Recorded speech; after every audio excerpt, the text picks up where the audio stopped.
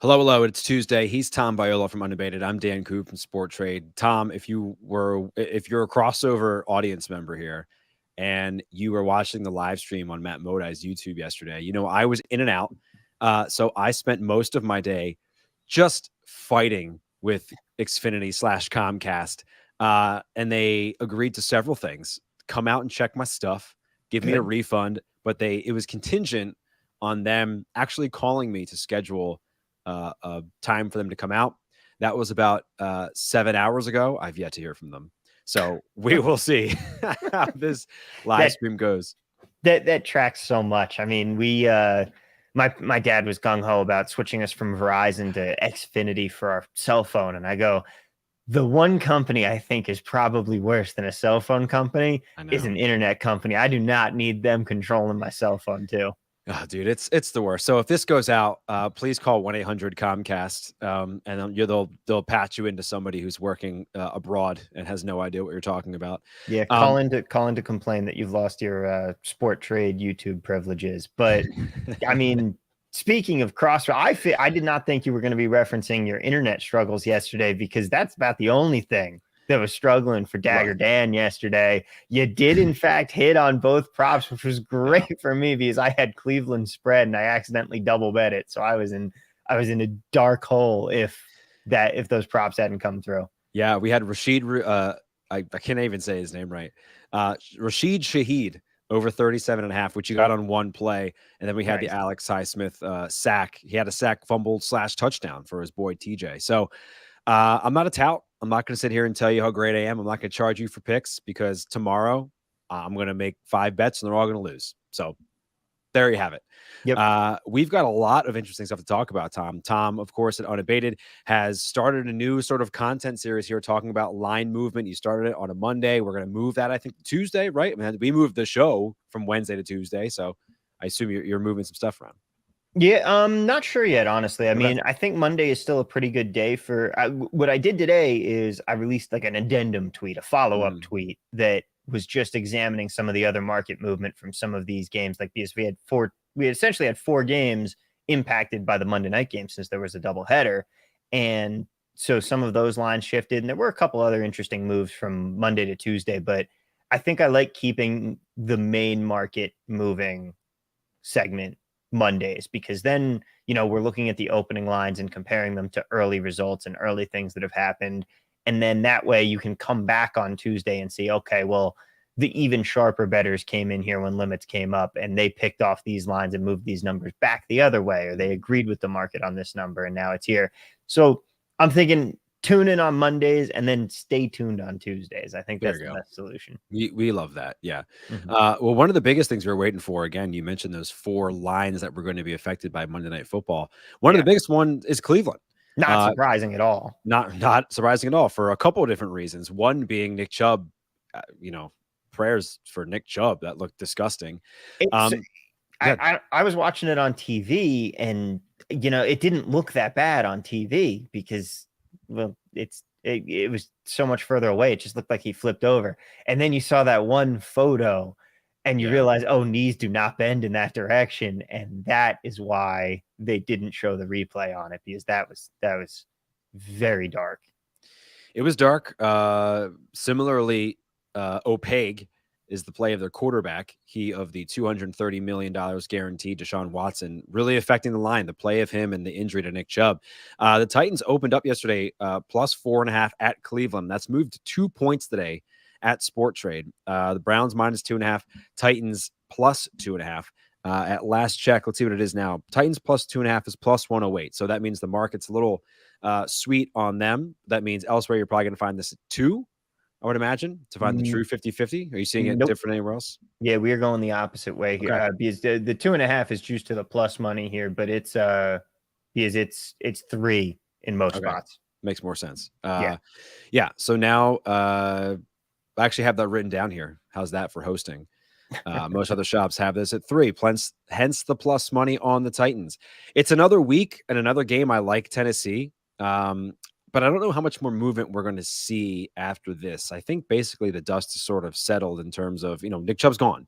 There's Yeah. no thought whether or not he could come back if it was an ankle tweak or something like that. Like, he's not coming back. Amari Cooper played last night. Presumably, he will continue to have an injured groin 6 days from now, too. So this one feels like it's pretty settled. What do you think?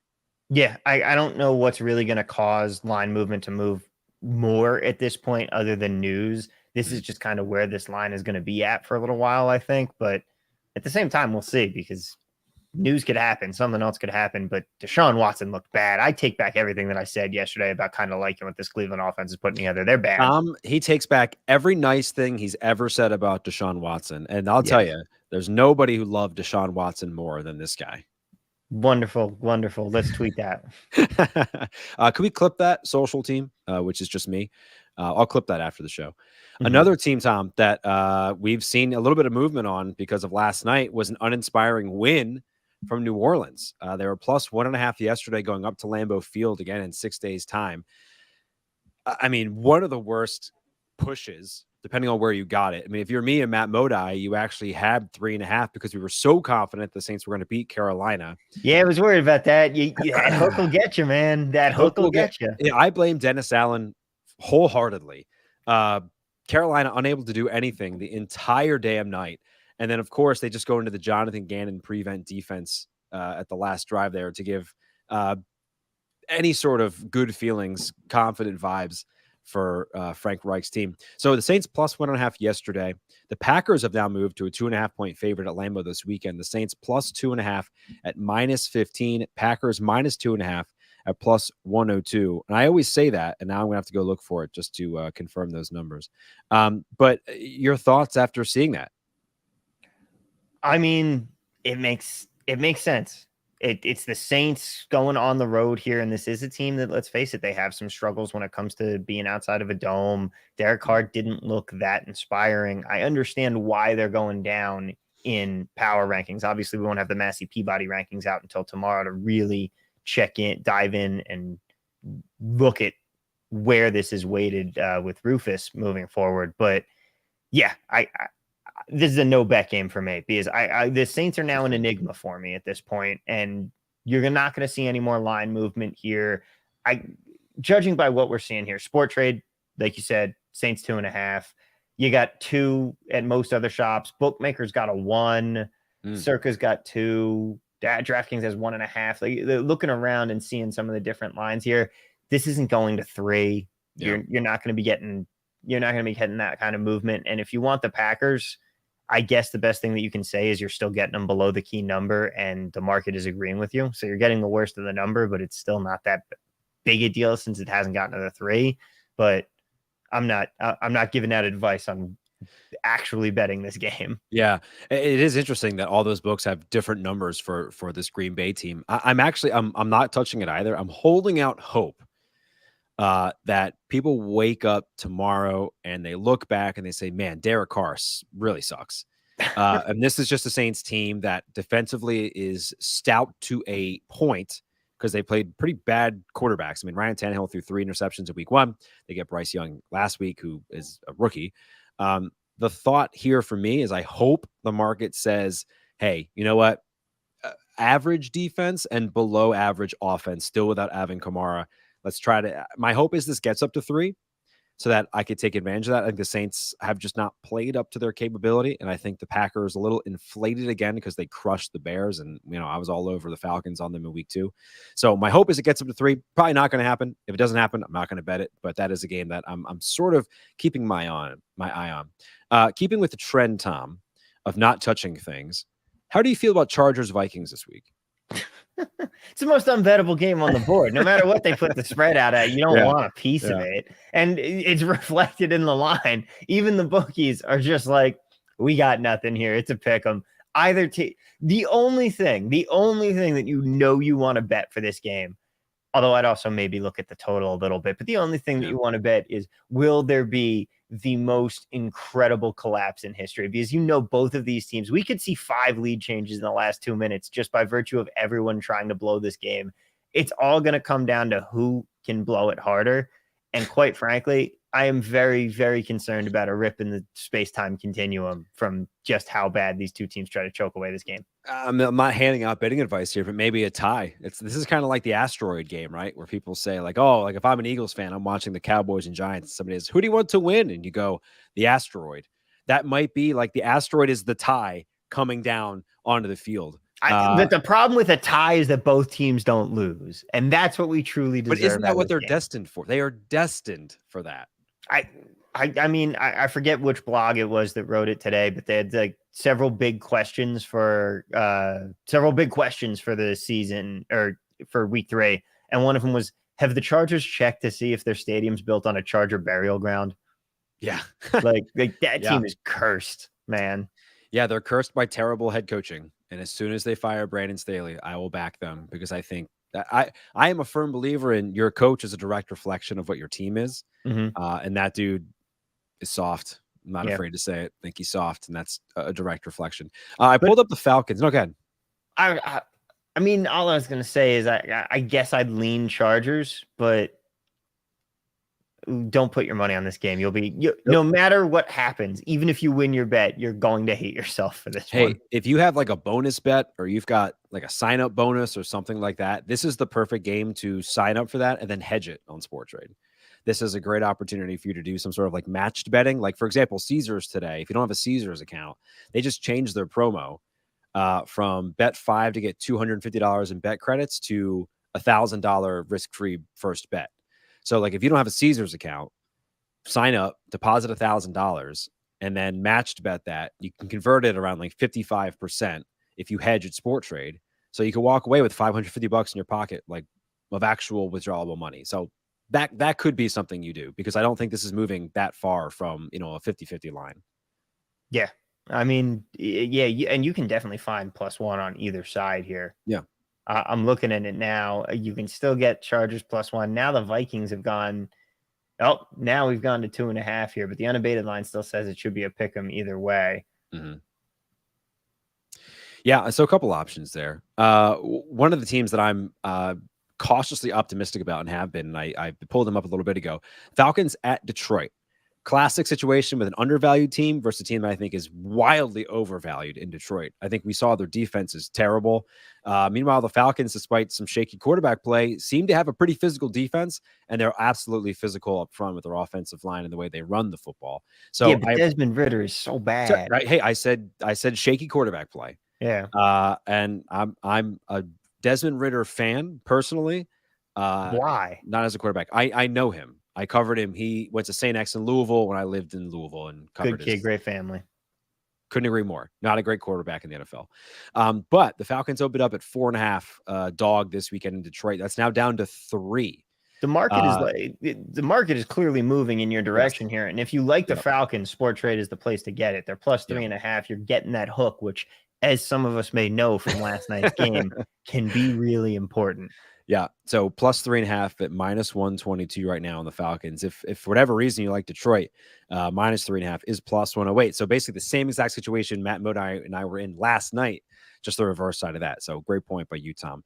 This was -4 at -110 earlier today. So we learned that a point is worth about 10 cents there, at least in our markets. Your thoughts on Detroit? Obviously a preseason darling, but yeah. They go out and beat Kansas City, and then they kind of lay one last week. It's 2 weeks. This is exactly what you'd think this team would be, given the fact that last year they won so many games that they just ripped off results at the end of the year, and they won some close games. Like, you're going to lose some of those coin flips again. And Seattle is still, in my mind, not a bad team. They didn't look great in week 1, but they looked a lot better in week 2.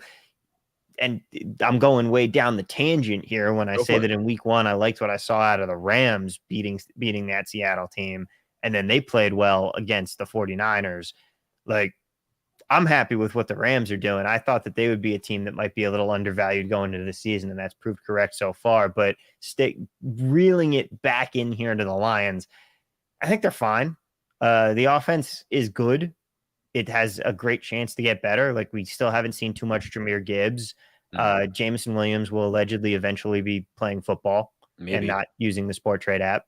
But and then we welcome his volume. He's a millionaire. So and then you've still got Amon-Ra St. Brown. Like, you got the sun god there. The defense looks a little bit better than it did last year. They're not a complete sieve like they were. And you made a ton of money on overs with that team. Again, it's better than it was. that's true. They That's impressed in that win against Kansas City, even though Kansas City didn't have Kelsey and everyone had stone hands. As far as this Lions team, we're still in wait and see mode. Like, the first 4 games this season here is where there's a lot of teams that could do. They could be what we saw in one of their weeks that was fantastic. They could be what we saw in the other week and they were terrible. We need a larger sample size on this Lions team, in my opinion. Agreed. One final team that I should have brought up after the Saints, the Carolina Panthers. Offensively, don't look very good. As I mentioned yesterday on Matt's stream, just not a ton of talent, in my opinion, a talent deficiency. A lot of places. Adam Thielen had a nice night, but let's be honest, like, his best days are behind him. Yes. If you watched Miles Sanders, like I did for 4 years, I'm not a huge Miles Sanders fan. Panthers have gone from +4.5 to +6 against Seattle on Sport Trade. So for about 3.5 hours this morning, that was hanging around 5.5. Excuse me, it was hanging around 6 for about 3.5 hours. Now settled at 5.5. So some positive line movement for the Panthers, Tom. I'm not sure I believe why that is.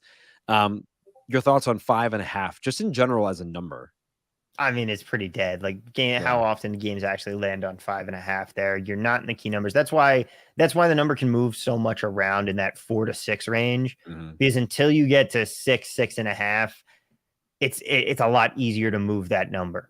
So, like, it's just not a valuable point because you're just stuck in no man's land there. So I'm not reading a ton into the line movement that we're seeing. More so, I'm just reading into the fact that it's 5.5 or 6 just about anywhere. Honestly, I don't terribly mind laying the 6, although the 5.5 you guys have at -106 is more valuable than 6 at +102, which is what Pinnacle currently has this number at. And that's the best price if you want the 6. But the 5.5 unabated says that 5.5 -106 is the more valuable line here. One more game, and then I'm going to move to some money line information. And that's for whatever reason, and again, this just may be me being square as square can be. Miami -6.5 versus Denver. And I said this yesterday. I woke up yesterday and I saw this at one book at -6.5. Everyone else was at 7. And I thought, well, I really foresee this ending around 7.5, potentially. So I went and grabbed it. And then, of course, every book moved to 6.5. Interesting note here, of course, on Unabated, you can look at the entire history of where a line moves. So this was -7.5 at +113 for like 12.5 minutes on Sport Trade. And then it moved to -6.5. So it's gone from -141 to -106. It's now settled at -111 at last check. Now it's -108. So Dolphins -6.5 at -108. Not only is that much better than what I got it at yesterday morning, but that it feels like it's not going anywhere, which surprises me. Yeah, that number's not moving, I don't think, unless we get news of some injury here, like the Jalen Waddle concussion. That's not going to affect the line that much. No, I don't agree. I agree. Yeah. And they're still going to be good. Like, they've still got more talent out there. You've still got Tyreek Hill. You've still got a good running game. Tua's slinging it, and the defense is good. I think this line is right where it about should be. I hope that it moves to 7 or 7.5 so that I can tease it back down. But sure. Right now, it's just there's no play here for me. There's no edge to be had. You don't want to tease to 0, Tom? Gonna pass on the tease to 0. Yeah, I think it becomes a question of what do you value more? If this moves to 7 or 7.5, do you value teasing it down more and tying it to another outcome, or do you just like the fact that you can get the Dolphins under a touchdown? In a game that I think I just don't think the Broncos are good. Yeah, I don't think they're very good either. But you know what? Until I get my rating systems in order, until I start looking at it that way, because as far as the market movements and trying to pick off a stale line or something like that, you're not getting anything right now. And the market is just pretty set. This number should be 6.5. Yeah. Well, we'll see how it shakes out throughout the week. I'm hoping that number moves, but if it doesn't, I guess I won't be too surprised. Some money line information. I know we usually talk spreads in terms of line movement, but there is some interesting money line stuff that's tied to it.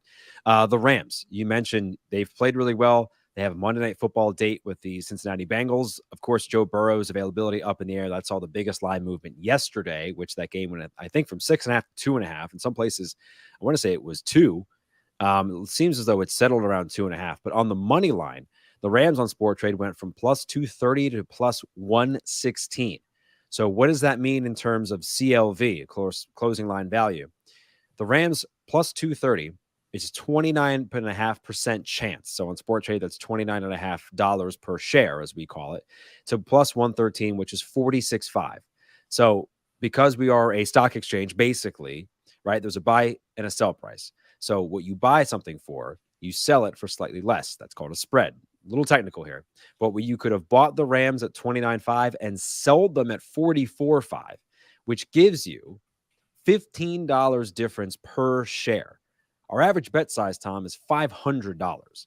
So $15 per share on a $500 bet is meaningful money. Yeah. So that's what you could find right now. That's that line moving right now on the money line for the Rams.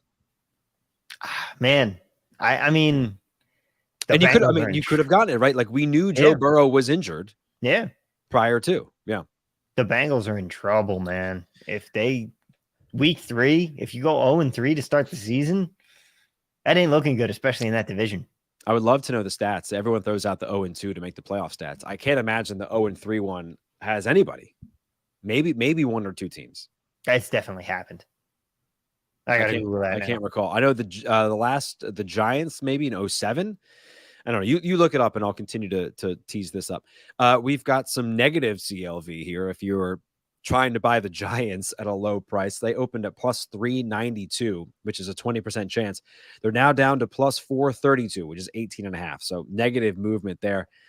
Broncos, Dolphins. Dolphins have gone again from minus 351 to minus 276. You're down $4.50 per share there. Again, kind of surprising. I don't, maybe I'm just lower on the Broncos than the market, clearly. Maybe I'm just higher on the Dolphins than the market. This is another one to me that just doesn't make a ton of sense, but it could be just a tightening of the market as the week continues. Because again, we use probabilities in Sport Trade, but that doesn't necessarily mean they equal 100. Our spreads are usually, 101.5 to 102, better than the 104.75 elsewhere. My read on that is it's a market tightening, but are you surprised at all by that? Not particularly. I think I'm going the same way as you. It's just the market tightening up on some of these right now.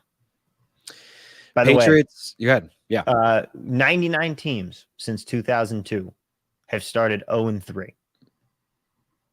And made the playoffs? No. That is how many have started 0-3.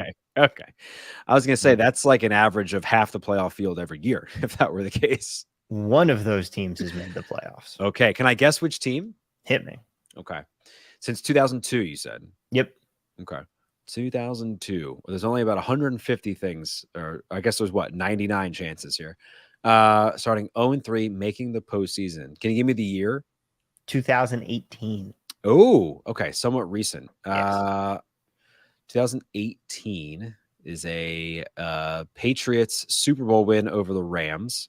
Mm-hmm. So I'm going to say the Giants still. No. Who was it? The 2018 Texans. Fair, sure. Yep. I think that's the year they lost to the Bills in the playoffs, if I remember correctly. Yeah. Okay. There you have it.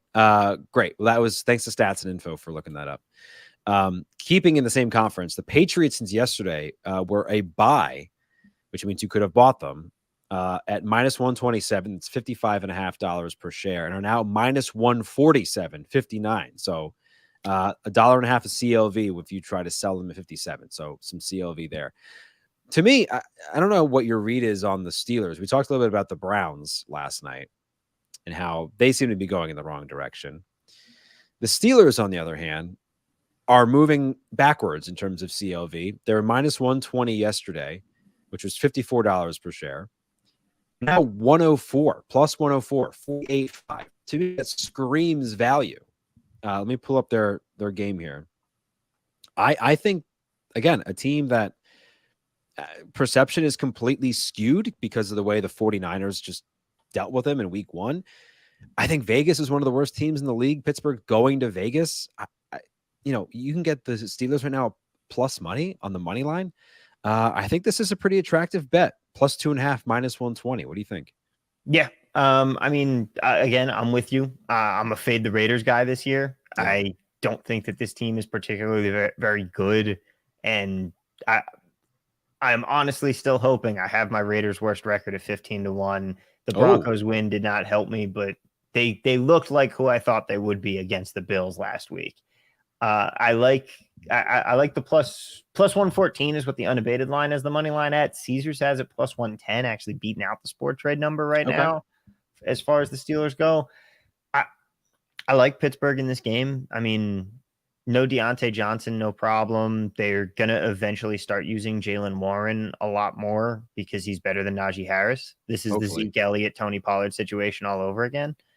The defense is still good, but we gotta wait and see what happens with Minkah Fitzpatrick. Yeah, well, you know, as I mentioned, if you want to get that great deal at Caesars, sign up and hedge on Sports Trade for that $1,000. We'll get there. We'll get to plus 110. I'm sure. I'm going to wait this one out. I love the Steelers in this spot. Again, I think the Raiders are not good. Devontae Adams got hurt on Sunday too, so we'll see how that affects the line movement. He is okay though. He cleared concussion protocol. Oh, he did. Okay, fair enough. I still think they suck. So I will be on the Steelers, and I'm going to hope that market continues to move in the way of the Raiders, and maybe I'll look to grab that later on in the week. Yeah. My hot take for you, honestly, speaking of teams that suck, please. The Cardinals are very few plays away from 2-0 right now. Yeah, that's true. Like that's true. Well, I mean, it took a series of plays for the Giants to beat them, but yeah.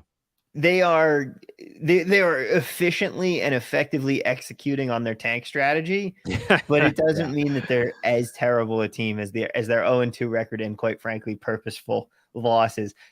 Now, that being said, not going to be the case this week with the Dallas Cowboys. So who's the sorry franchise that trades for Kyler Murray this offseason? I could think of a few. Yeah, I think you root for one of them. I do.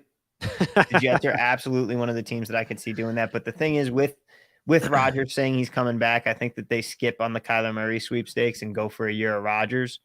Yeah. And then who knows? Maybe he plays if the rehab goes well, he's got a whole year of not playing football and not taking that toll on his body. Maybe he comes back for an extra year after that. I don't know. But I've had enough feelings about Aaron Rodgers right now. I need to move on from it for now. But yeah, I don't know how the salary cap works there because you're paying Rodgers a ton, and then you'd be having to pay Kyler over $40 million. I don't know how that would work. But just a funny anecdote. I think the Bears are a candidate. Yeah. Assuming they don't win the Caleb Williams sweepstakes, which I don't think they will. But someone new is probably going to be the quarterback there next season. CLV, very important in the betting world. A lot of people like to gauge whether or not they made good bets based upon CLV. And here at Sport Trade, we're the only venue in town where you could actually profit off of that for 97% of your CLV's actual value. So we've been producing the CLV report. And last week, here are the top 3 teams you could have profited off of, again, assuming a $500 average bet size on Sport Trade. Number 3 were the Bears, the aforementioned Bears. They opened last week at $40.50 per share, closed at $44.05 on the sell price. So you made $41.48 if you were able to time the market. Again, easier said than done. Number 2, the Atlanta Falcons, my Atlanta Falcons, opened up at 50.5 against the Packers, closed at 58. We were following that line movement throughout the entire week last week. That made you $72.77 of CLV. And then the Vikings, number 1. This is where CLV is such an interesting little beast here. Vikings lost handedly, but they opened the week at $25 per share and closed at 29.5, which was worth $88.20 of CLV. So if you were doing nothing other than betting the market, Tom, not necessarily to win the game, you could have made about $100 there on the Vikings and sold out before kickoff and have never done it. I mean, you could have, but then the problem is you would have had all this great CLV and you would have said, oh, well, why the market agrees with me. I should let the game play out. The Bears didn't cover either, did they? No, they certainly did not. Yeah. So, I mean, that's one of the things that we get, right? If you have CLV, bettors are not going to cash out because that is a good bet, right? You beat the market. We're just presenting this as this is an opportunity for you because we actually do have customers who will, especially for NBA markets, because obviously there's a ton of them every single day, Yeah. will consistently try to beat the market and then cash out that CLV before tip off. And like you and I have talked about this before. It's just a different way to bet. Sure, of You're course. not betting on a game, you're betting on a No. market instead. And you can absolutely make money doing that if you can find a way to profit in it. I definitely agree with you there. The ironic anecdote of it, I think, at the end of the day is, oh, if only I had a trophy for all of the fantastic CLV I got on bets that never Right. had a chance. Right. I know Captain Jack likes to put it in his back pocket and Yep. he can manifest it later. But now you can manifest some cash if you're Yeah. interested. I'm going to try to predict some CLV this week. We covered a little bit of this already. Obviously, the Rams we mentioned earlier, you're already seeing significant CLV there, at $15 per share in that scenario. Again, Falcons were good. I mean, that game is so skewed though. Like that game doesn't really count. Sure. You know, I mean, money is money. money is money. Money is money. But as far as what moved the line, it's not that the market moved that way because the market liked this team. The market moved that way because Joe Burrow is not playing. Well, we don't know if he's playing or not. Has he been ruled out? He has not been ruled out. He has not been ruled out. I mean, you of the Look Ahead line content series. Yeah. I mean, I don't know what the Look Ahead line was before the weekend. This is just posted on Monday. So we have the Burrow injury. This gets posted on Monday. The market reacts in such a way that you've now had that CLV. But yes, it is an outlier, right? It's not an actual market inefficiency. The other one I mentioned, Falcons plus 4.5. That's already down to 3. Again, probably as far as that one may go. We talked about that one a little earlier. I did grab the Falcons at plus 4.5 because for some reason I just like this team a lot. But that looks to be all for so far this week. Again, as you mentioned, not a ton of line movement. Seems like things are settling. Yeah, it's been a very slow week, quite frankly. Like there hasn't been. I've been watching the unabated screen. I picked up like 4 or 5 bets last week, and this week nothing so far. I take that back. I have Patriots 2.5, and I want to say I took something else. I think I took a little Rams money at the 2.5. Do you think that I'll pull this game up because I'm interested in this? Do you think the Patriots 2.5 is an overreaction in itself to how they've seemingly struggled? I think they've played 2 really good teams. Yeah. And Belichick doesn't. It's been what, since 2001 they started 0-2. I don't know if he's ever started 0-3, but 22 out of the last 24 times that they've played the Jets. I've seen this movie too many times, Dan. I'm a Jets fan. I know what's going to happen in this game. Zach Wilson's going to look so atrocious that we finally make the move to replace him at quarterback. Thank God. Like this is what the Patriots do. Bill Belichick is going to roll in here. This is the perfect tonic for him. He's like, oh, I'm 0-2, but I get to go into MetLife Stadium. I get to go play the Jets this week. We're all good. We've got this one in the bag. So you can see it on your screen. Pats minus 2.5, minus 117. If you really want to get wild, Pats minus 7.5 is plus 223. I don't know if we can pull up the let me see if I can pull up the unabated alt calculator real quick, and we'll just take a gander at if there's any value there. Again, one of the great tools at unabated. Let's see. This is great live Yeah. TV I mean, stuff. I'm beating you to it here. I'm pulling up the calculator myself. I got it here. 7.5. So, it's plus 190 at DraftKings. We have plus 223. So hold the phone. We may be seeing some real nice edge here. You're seeing a tiny bit of an edge because the unabated line says off the 2.5 minus 115, it should be plus 221. Yeah, we're plus 223 here. And if I remove the VIG, it should be plus 229. Okay, yeah. And that's reflected here, what I'm seeing as well. Looks like Jets minus 2.5, which we've got on the screen as well. I'll put it on the screen, is plus 157. Yeah. That's a 2.3% edge. So any confidence in your boys? Negative. I already bet the Patriots. Fair enough.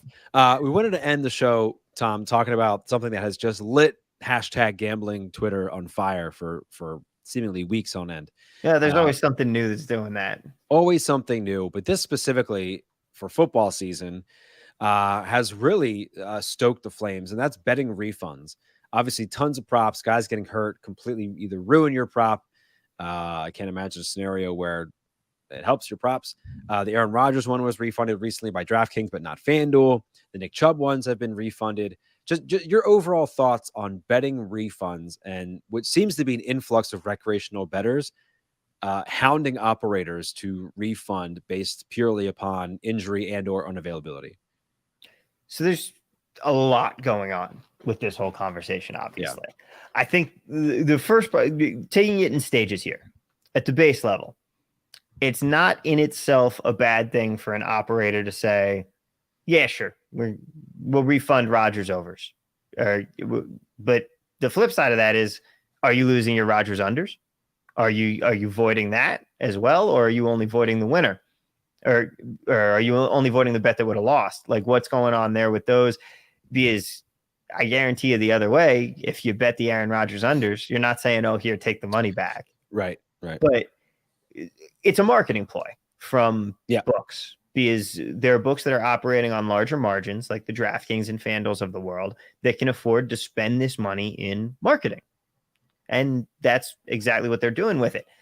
The problem is it opens up Pandora's box. I have no problem with it on itself in terms of going with in terms of deciding this is the marketing play that you want to make.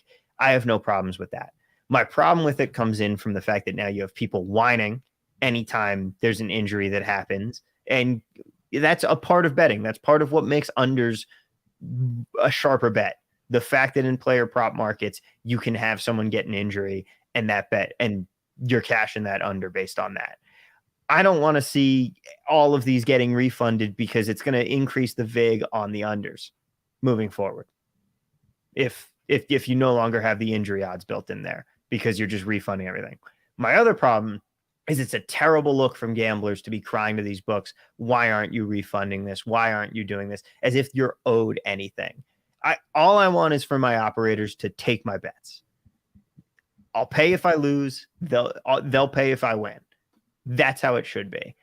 I also have a problem with the gambling Twitter people who are just dogpiling on about who are dogpiling on the books for making the call to do this.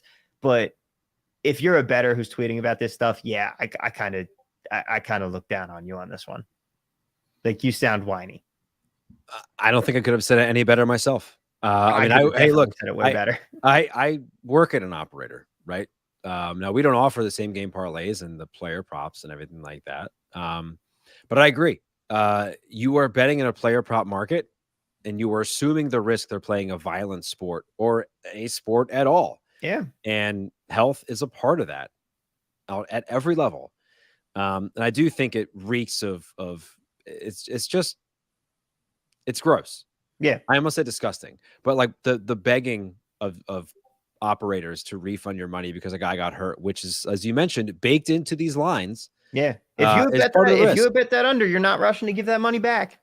Yeah. And I agree. It is a slippery slope. But the back and forth of it is, well, this shouldn't be allowed versus, well, you're a crybaby. I mean, look, Twitter exists to be a town hall for the worst types, right? So that's not going away, but I couldn't agree more. Please stop tweeting at operators asking them for refunds because your Aaron Rodgers over never had a chance. That's just part of you betting on a 40-year-old quarterback. I don't know what to tell you. Except Jeffrey Benson. Keep tweeting at him. He loves those. That's true. Yeah. You're friends with him. I'm not, but keep tweeting at Jeffrey Benson. How old is he? Like 14? How old is he? I have no idea. Fair enough. Okay. Tom Viola from Unabated. If you're an Unabated subscriber, sign up for Sport Trade using code WINNING to get $200 cash back. I should say 3% on your total handle, up to $200 cash back. Speaking of marketing ploys, in the first week on the app. Tom, thanks so much, my man. We'll talk to you soon. Thank you so much for having me. See you next week. All right. Thanks for watching, everybody. We'll see you later.